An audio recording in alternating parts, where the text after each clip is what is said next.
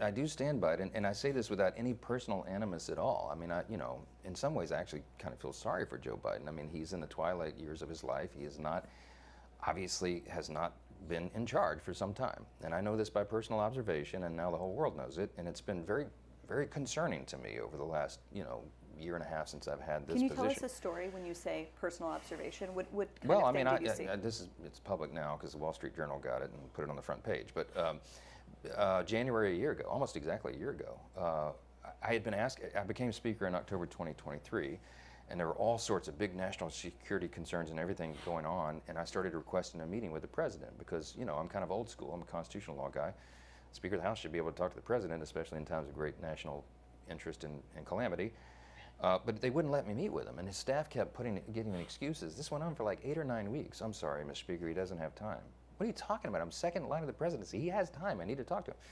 We had, I can't say the classified parts, but we had some big national concerns at the time that I was losing sleep over. Finally, I just went to the Hill press corps and I said, the president is not being allowed to meet with the speaker. There's a problem. So they started putting pressure on him.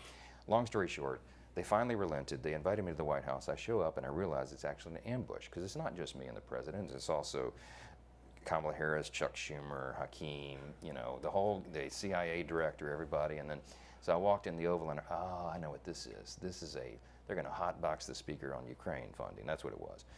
This is probably third week of January.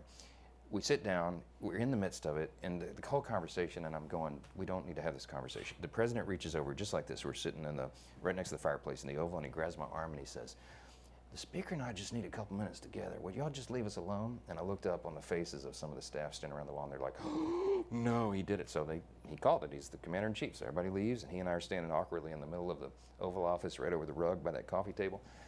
And I said, Mr. President, thanks for the moments. You know, this is very important. I got some big national security things I need to talk to you about that I've heard and I think you know, and what do we do? But first, real quickly, Mr. President, can I ask you a question?